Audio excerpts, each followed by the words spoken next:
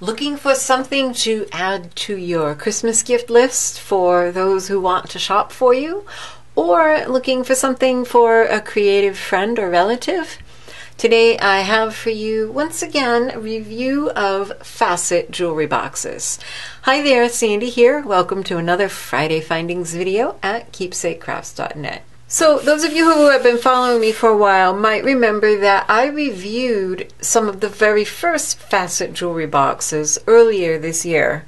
I love these subscription boxes of all types. It's just nice to have everything gathered together for you. It makes it simpler, and it's also, of course, fantastic for gift-giving opportunities, whether for yourself to add to your wish list or for somebody else.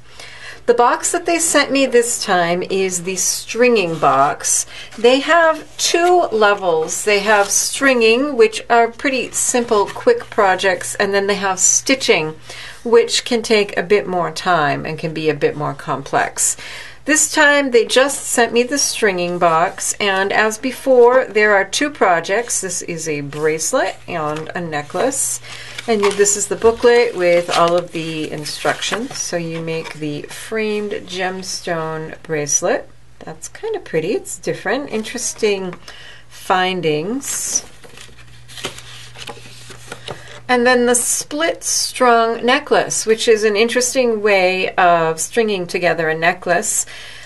And the nice thing about directions like this is that once you've made the one project, of course you can gather other supplies and use the techniques in other projects. So what Facet has observed is that the thing that people like about these boxes is that everything is assembled for them. So if somebody's a busy person who doesn't have a lot of time to go shopping and choose everything, all the bits and pieces are in here. All the findings, all the beads, it's all chosen. Now this box, it's a great box for resending. I'll probably save it, but they probably could have sent along a smaller box, huh? Didn't really need all that much space. So let's see. First we have the framed gemstone bracelet. Really all you need to add are tools. Those are really pretty beads. That's my color, the turquoise. Oh, and this is an elastic bracelet. Interesting. And oh, they even give you a flexible needle. That's nice. One of the complaints I saw about the Facet Jewelry boxes was that you didn't have any choice of color.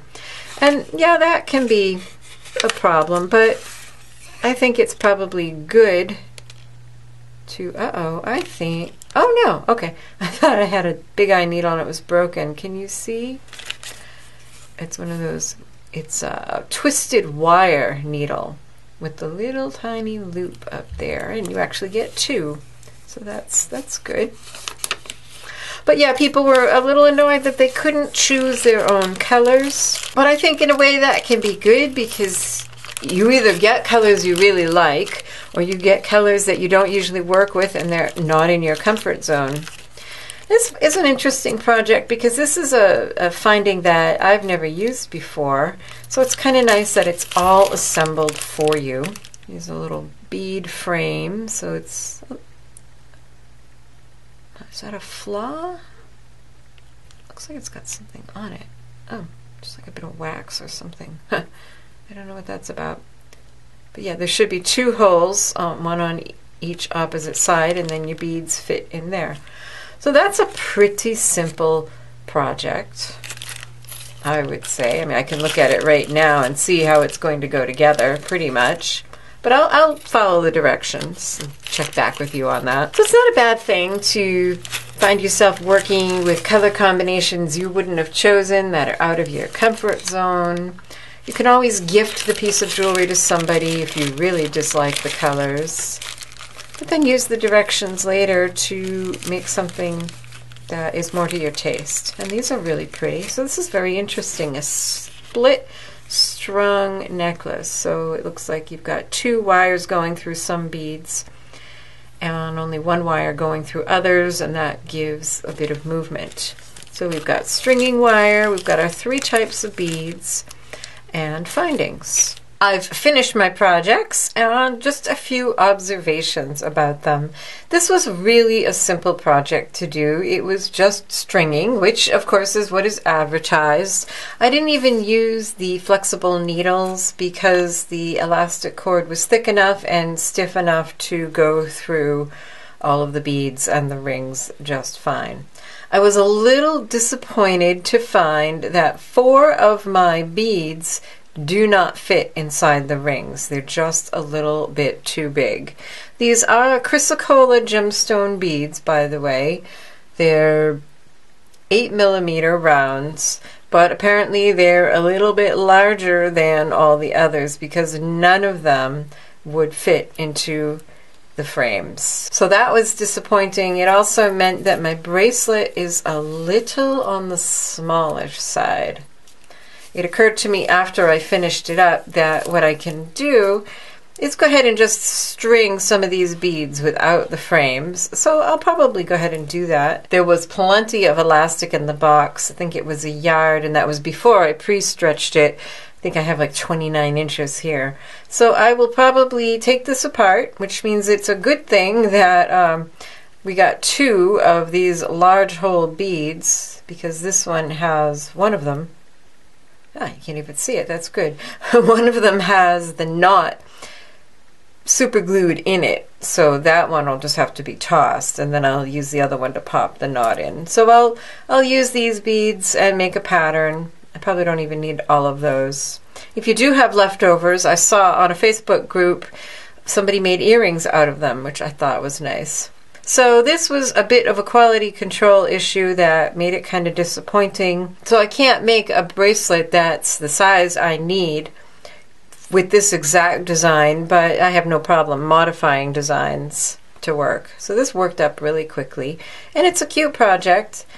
Gives you some ideas for other things that you can do. I really wasn't familiar with this ring finding, and I think it's kind of cool. It sort of dresses up the beads. So there's that one. Here's the necklace, and I was happy with the way this came out. This one was just as easy as the other one. It just involved some crimping. Oops. Except that I need to trim those a little better, I think. Kind of a dilemma where to trim those. I should probably just trim them right at the crimp.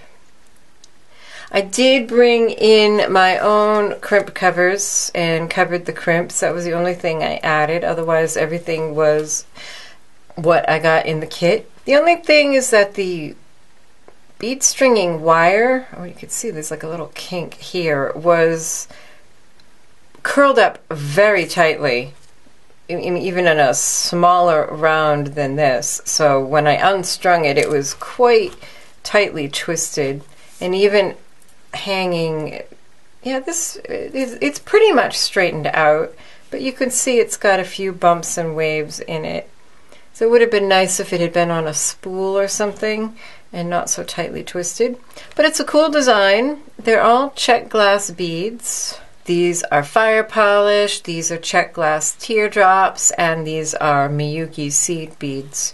So that's nice. They're nice quality beads, and it's a cute design and one you can adapt. So a few things about the box. Plans start at $23 a month. That's if you get a 12-month subscription. And shipping to the United States is free, and internationally it's $9. If you want to just get one box to try it out, that's $24.95. Shipping stays the same. These 2 projects, by the way, were from the April box, which is no longer available for purchase. But you can go to their Facebook or Instagram pages and see previews of the new boxes and see what other people have done. Like, that's where I got the idea to use your leftover beads to make a pair of earrings.